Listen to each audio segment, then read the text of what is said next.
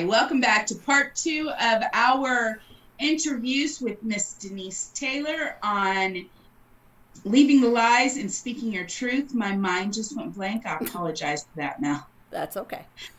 Denise, when we left off on part 1, I had asked kind of a three-parted question, which I'm going to ask one more time. Denise, can you share with us how many children and grandchildren, that's right, folks, I said grandchildren, you have, and what part of the cult played in this aspect of your life? And then if you wouldn't mind, you told us that you lost 3 children. If you wouldn't mind sharing that aspect. Sure. Okay, so I have 14 children altogether. Like you said, 3 of them we've lost. So I have 11 living, and I have 8 grandchildren. I'm pretty sure. That sounds ridiculous, but I kind of had to hurry up and count. I'm pretty sure I have 8. Okay, so first of all, how does the cult play into that? So their belief is you do not stop God from giving you children. That is what women are for, is to bring forth life. That's why we're here. That's our job. We're not, supposed to be out of the house working. Our job is to have babies and bring them. May I interrupt for 1 second? Are you allowed to have those babies at the hospital? Yes, we're allowed to have medical intervention. Yeah. They also, that if a doctor were to say, listen, you can only have a limited amount because of some health reason, then that would be acceptable also. However, most doctors are not going to interfere with a religion. I'm just letting you know, unless they think it's absolutely life-threatening. Right. And their license is going to be on the line if they don't stop it. So they're not going to be on your side and say, listen, here's some birth control, don't get pregnant for a while. Right. Unless they really, really, truly think that your life is threatened in some way. Right. So most people go on to have an extensive amount of children. We have very large families. And yeah, so some of my kids are grown up adults and are married and have their own children. And so I became a grandma when I was very young. Obviously, I had my first daughter when I was 17, and she had her first child, which is a daughter, when she was 17. Wow. So I was 34 when my first granddaughter was born. Wow. Yeah.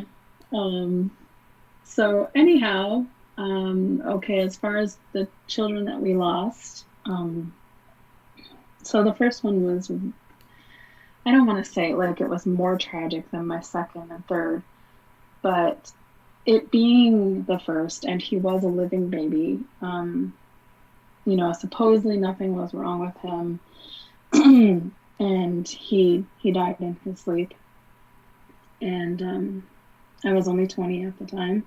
Oh my gosh. He was our third. So, yeah, I guess the thing about his death in relation to the cult was that I specifically remember the preacher preaching that our son could not, we couldn't connect with him per se. He couldn't see us. He didn't know what was happening to us. And yeah, I just remember feeling very disconnected. That wasn't comforting. Right. By any means, because I obviously as a mom you still want to have that connection with your child. Right. Were you allowed to grieve, Denise, or was that frowned upon in your organization? I think it's allowed to an extent. I think it depends which family you're dealing with. My husband's family didn't like to experience that, the emotion of it. So right. That's where we lived at the time, was near them, and so I wasn't open to grieve with them. But Denise does her own thing and joined a support group. Because I just knew that I couldn't do it by myself. I knew that I wasn't going to be able to survive. Now, did you have a memorial service for him or some type of funeral service for him through the organization? Did they do that? Did they? Yeah, and it's really interesting because this will affect my other losses. But his name is John, and because he was a living baby, we were allowed to have a funeral for him. Because the reason you have funerals is not for the person who died, but for the people who are living, which I agree. Right. But if nobody knew the baby, then there's no need to have a funeral. So we were granted permission to have a funeral for him. And for a mother to see her infant go from living to dead, it's quite a shock to their actual parents. And I ended up, this was like a huge no-no, but I did it anyway. I took a picture of him to church to put on the altar with his casket so people would know what he looked like while he was living. Is that because they don't allow open casket, or just because it wasn't an open casket? It was an open casket, but I just felt like as a mother that I see. You wanted a living representation. Okay, I hear what you're saying. Like you guys don't know like what he looked like before he passed away. Right. Looked at me. Yeah, and it people were just like disgusted by that. Why? What? I don't. Was that part of the teaching, or? Yeah, like I guess I probably didn't learn that piece of it, but I guess we were not supposed to like idolize pictures. So like even in your home, I don't have an actual photograph, but well, my mom said this. Here, I'll show you. Okay, so like this is a portrait of my mom. She passed away in 2018. She's a huge part of my story, but like that would not be allowed to be on my wall because that would be idolizing her. Even just having it on your wall is considered idolizing. Okay. Yeah. So yeah, that was something that kind of happened. But so did you guys take pictures? We do take pictures. We just don't typically display pictures. So they can be in a box or in a photo album, but they can't be on your wall. Right. Okay. Let me lean so you don't see me and Guinevere then. Trust me, it's not like that now. It's not like that for me now.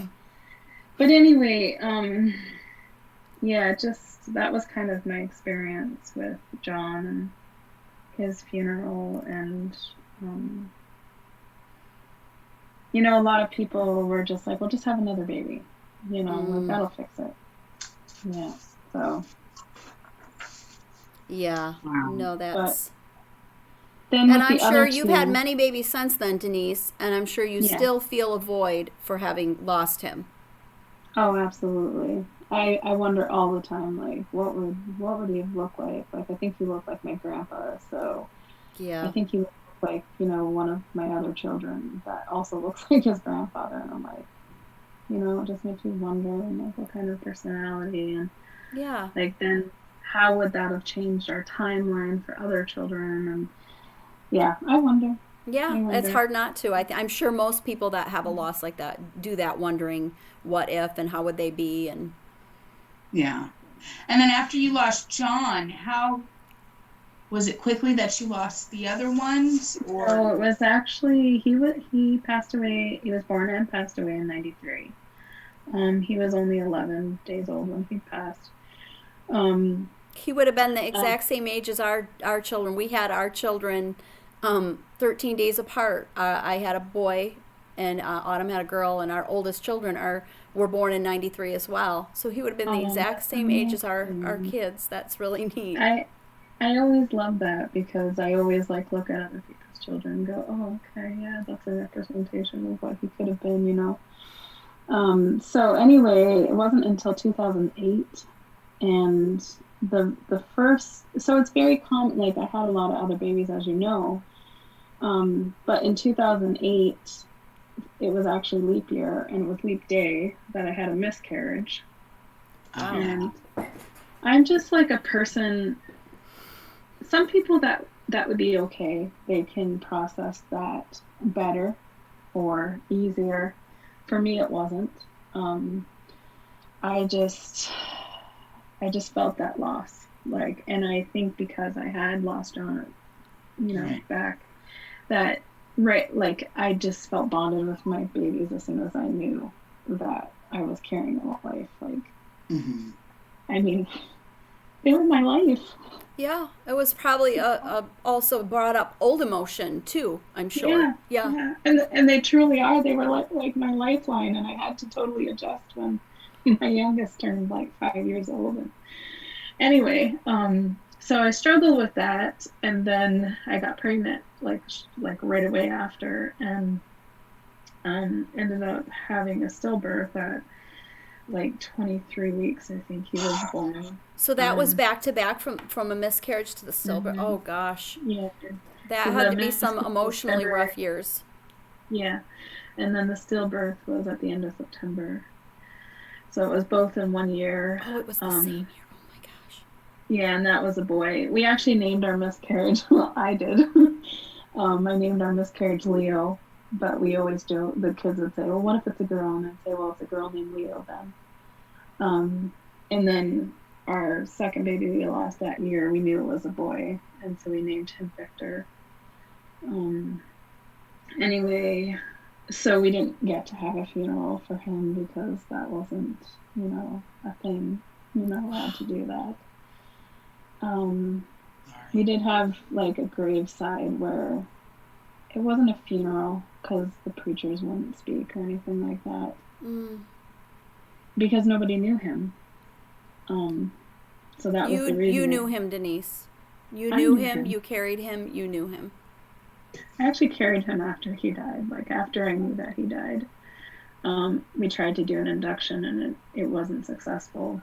Oh, sweetie. So we talked about options, and I decided to go every day for blood work and make sure my blood was stable. And I decided to carry him, and I carried him for like another 3 weeks before we did another induction. So I knew him really well. Yeah. Yeah. Oh, wow. Yeah, that would take an emotional toll. Just knowing that, that would be really hard. Wow, you are a strong girl. Yeah. And then interestingly enough, people at that point, because I had quite a few kids by that point, people would say, well, maybe your body's just worn out. Maybe you're just too old, and it was like, oh my goodness. Were these people in your cult? That was what people in your cult? Yeah, that's what people would say to me. Wow. Yeah. But I survived it. And how old is your youngest child now, Denise? She's 9. Wow. Yeah. So, and how many do you still have at home? We have 6 at home, but only 4 of them are dependent. We have a couple who just haven't flown the coat yet. It's like, okay, anytime now. Yeah, that's when they start becoming like adult roommates. I know that feeling. Yeah. Wow. So Denise, oh, go ahead. I'm sorry. We did pre-interview with you, Denise, and I really thought I got your story then. Do you, girl? Because you're doing it good. Sorry, 100%. That's okay. No. Give her all the props. She deserves them. Denise, when and how did you end up leaving, or how did you realize you were in a cult? Well, it's really interesting. I mean, I knew I kind of wanted out, but I didn't realize it was a cult until 2000 and probably 19. That's also when I got out because my sister introduced me to one of your friends, Deborah, and her podcast. And so I started listening, and I became interested in cults, like the idea. So I got a book. I bought a book by Steve Hassan, and combating cult and mind control. And I read that book. Well, I actually listened to it. I got about halfway through, and I was like, I think I'm in a cult. And I said it to a friend outside of the cult, because I did maintain friendships outside the cult, which is very frowned upon, but I'm really glad I did, because they became my support system. Right. And I said that. I remember being on the phone and saying that, and she was like, what are you going to do? And I'm like, I don't know. Did you ask her for confirmation? You're like, girl, I'm on a cult. She was like, well, I kind of think you might be. Okay. And I was like, okay, so let me finish reading the book, and then we'll talk about it. There you go. Wow. Yeah, so Deborah really became like a massive support system for me, and Steve Hassan became a massive support system for me, because I started like digging in and educating myself and figuring out, what to do. Now, which podcast are you speaking about with Deb and Laura? What's the name of the podcast? I got the hell out. Yes, let's give them props. And that's actually how I met Denise, was through their Facebook page. That's how we met and hooked up, and now we've got her here sharing our story. It's weird how the world is small. Yes. Thankfully, sometimes. And hats off that Deb was your first connection out, because let me tell you something. There is no greater person to have when you first come out and you're unsure than there is Deb, because she's just like, let's do it. Let's do it. We need to go. Let's do it. You need to get the hell out. Yeah, you need to get the hell out, girl. I'm on my way. Yeah. I'm ready for the shirt now. That says I got the There we go. Yes. Yes, for sure. Denise, look at me. I'm like still trying to develop everything. I'm still taking everything in that you did, and I'm watching you, and I've watched your TikToks, and I'm just in amazement of you. Okay, let me stop fangirling. Okay. What was it like during your transition of realizing you were in a cult to the time that you actually broke free? Oh, it was so excruciating. Okay, like even before I got out, like before I realized it was a cult, but I wanted out, and I could feel my mind transitioning away from their belief system, and like maybe freeing my mind a little bit, so for about 2 years, I literally cried every single day and begged God to please take me home while I was in grace. And I would definitely say that was probably one of the worst things I experienced. No, Denise. Go ahead. You're probably going to ask the same question. Yeah. What do you mean by that? Praying that God take you home while you were still in grace, so that the viewers understand. Okay, so our cult believes that they're a living Christianity, not a dead faith Christianity, but a living Christianity. There's a living spirit inside of you that gives you grace to be alive with faith, I guess. I'm not that well educated about their process, because I'm a woman and I don't understand it. I'm dead. You know what I mean? Anyway, so I truly, because of the propaganda, I believe that I had this living spirit that was like a living grace inside of me. And because I wanted out, there's like, seriously, it's like this, right? Like this part wants out and this part's like, oh, please save us. Yep. So the part that wanted out would be like the devil takes you by the finger, and then pretty soon he has all of you. So this piece believed that. This piece of me believed that that's what was happening to me. So this half of Denise that was still back in cult mindset was dying, literally dying. And she would beg God to please have mercy and take me home before that happened. So because there was a part of you that mentally knew you were going to leave, and because you believed you wouldn't go to heaven if you left, you wanted to die. You prayed for death so that you would die before you left, because you thought those were your only two options. Yeah. Wow. And I had no thought of like what would happen to my kids, how would my husband feel, how would my siblings be, how would my friends cope, nothing, because that's all I could think of was I'm gonna burn in hell. So I had no concept outside of just survival of my lifelong soul. Like that's all I could think about. And I guess the only like saving thing about that was that the cult teaches you that if you commit suicide, you're going to hell. So I guess that's the only thing like saved me from not actually doing it myself, was the fact that I knew if I did that I would end up going to hell anyway. So yeah, I just begged God every day for like 2 years to please just take me home. And now I'm free. I don't have to think that way anymore. Thank goodness. No, that's a long transition, and that's like a mental and emotional torture going through that. It was torture. It was especially for that long. Oh, it was like the darkest night of the soul. It was a bad place to be. I would never wish that on anybody. Now, did your husband or anyone in your family recognize that you were going through this? Could they see it? Yeah, I think so, but I don't think they really knew like what to do for me. Right.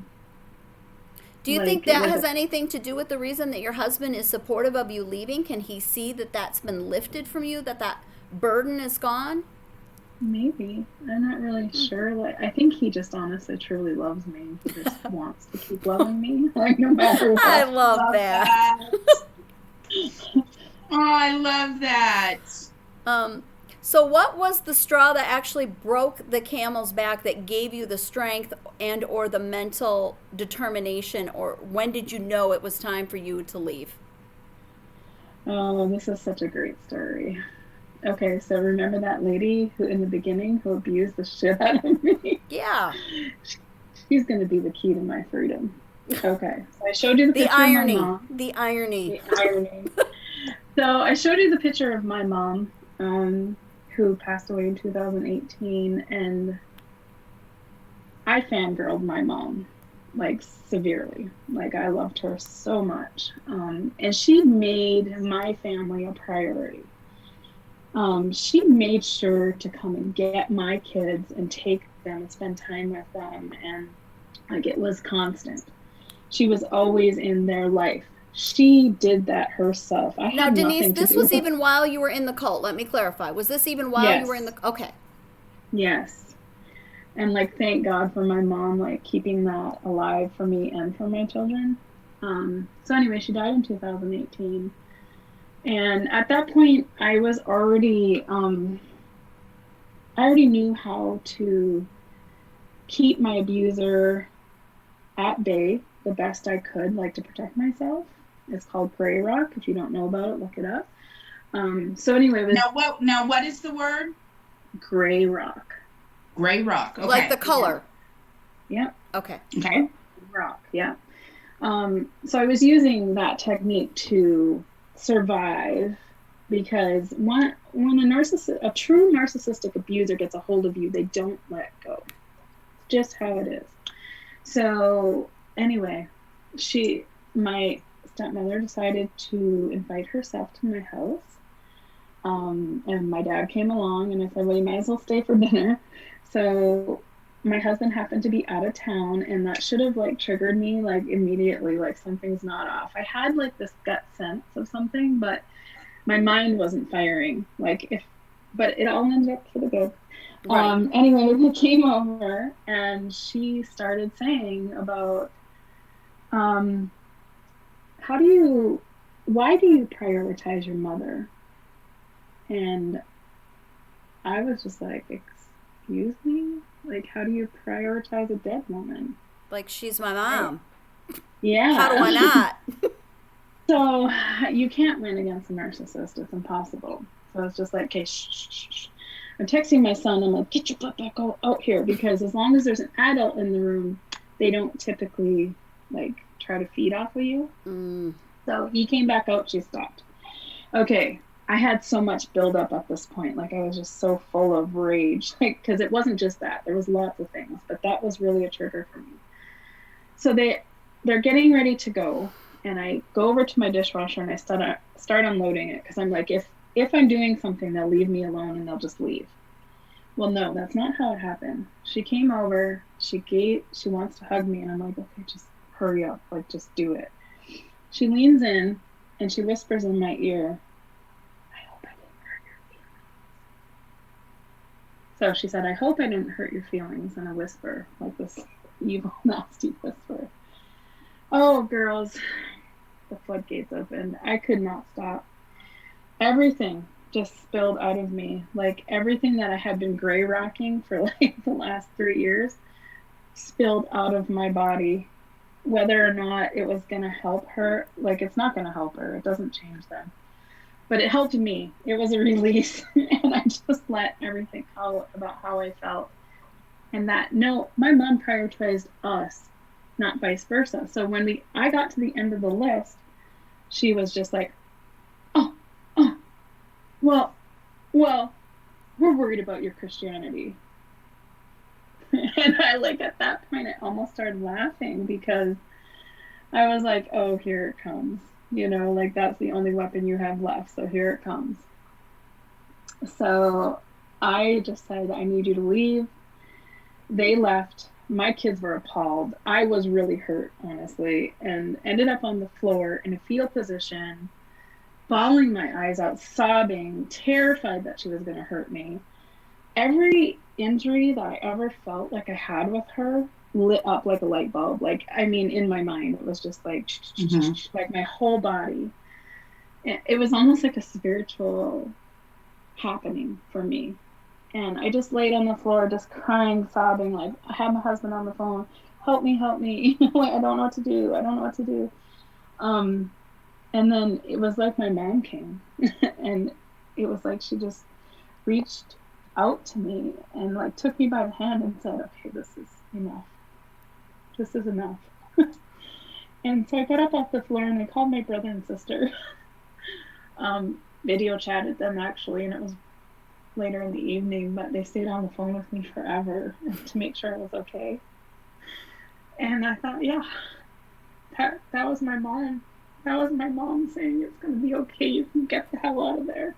You don't have to put up with it anymore. You don't have to stay. You don't ever have to do that again. And my brother and sister were very supportive, and they were like, you can do this, you know? Awesome. Now, were your brother and sister, they weren't part of the cult, I'm assuming? No, thank goodness. Yeah, so they are my support system. And yeah, I didn't go back to church at all, but I had to, like, make the announcement. I knew I would have to do that, and so I, like, really had to sit with my support system and be like, okay, I can do this, I can do this. And I just said it on family chat. Like, we had this family chat that we had going on, and I was just like, I'm not coming back to church ever again. Wow. You know, Denise, in hindsight, I'm sure you realize this. I mean, the words coming out of her mouth were, I hope I didn't hurt your feelings. But what she was really saying is, I know I hurt your feelings, and I still have control over you. And yeah. You were like, no more. No more. I have not seen her since that day. I've purposely kept her out of my life. Because I hope you heard what she really said. And I think you did. That's why I think you fell apart. Oh, yes, I did. Good for you. Denise, what are some of the things you've done to work towards your own recovery from the religious trauma that you've been through? And girl, you're working on whatever it is. A lot of education, tons of education. I stay connected with, like, Deborah and Laura on the podcast. I keep my support system.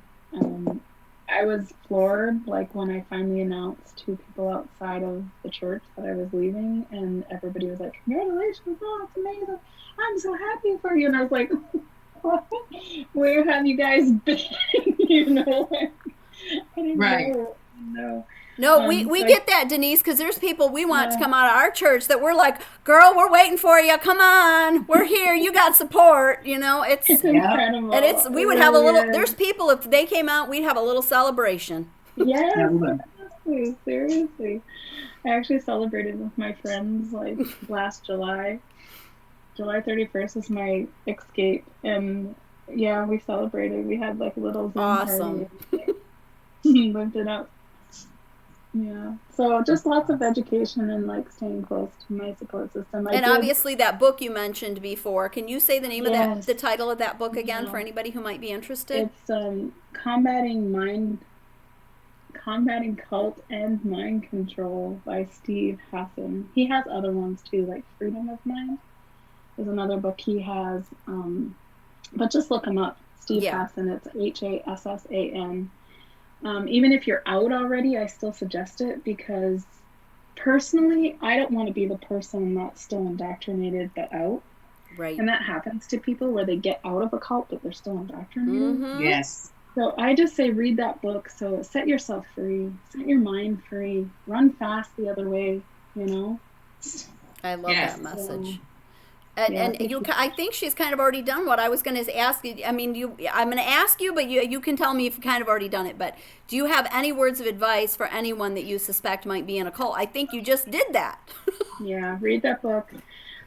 Even if you're in a relationship that you find you think might be abusive, it's also really, really helpful for that. Which the person, if you're in an abusive relationship, the person probably won't suspect that that's what you're trying to find out. Right. It just gives you a really good sense of how people can have control of your mind. Absolutely. We talk about the correlation between abusive relationships and cults often on our program, because we think there are a lot of similarities in that. Absolutely. Yes. Yeah, that you're not weak. You're not leaving because you're weak. You're not leaving because they have control of you. Absolutely. Yes. Absolutely. Yeah. Denise, do you want to send a message to anyone from your specific cult that might be watching this? Oh my goodness. Okay, so I'm really terrified for my daughter to see this, because she's still in. I only have one child that's in at this point, and I would say to her, if she would actually hear what I had to say, I would say, we just do have a relationship, but not like I'd like it to be. I can see in you that you have that burning, strong desire for all human rights. So let them go. Let the cult go so that you can be that fighter for people who need you. That's what I would tell her. I love it. I love it. Denise, thank you so much for coming on here with us today. Thank you so much for being so raw and so open. And, you know, my hat's off to you. A year out. I remember me a year out, and there's no way I could do all that you're doing. I encourage everybody to look her up on TikTok. Yes. I encourage anybody to listen to I Got the Hell Out. Yes. Podcast. Definitely. Thank you to everybody who's watched. Melody, thank you for allowing me to be a part of this fabulous woman you found. Oh, honey, I wouldn't want to do it without you. Thanks. I encourage and ask everybody to like and subscribe to our YouTube page, Leaving the Lies and Speaking Your Truth. I also ask that you go to our Facebook page, Leaving the Lies and Speaking Your Truth. Like and subscribe, share, and really, really show the love and the encouragement to Miss Denise here. Yes. And Denise, as always, honey, anytime you need a fangirl, call us. We got you. Yes. And just in case, again, if I forget and you're watching right now and I have not put that link down for Denise's TikTok, put a comment down there and say, hey, Mel, remember you were going to do that. Okay. Thank you, ladies. It's been wonderful. Girls. Thank you so much. All right.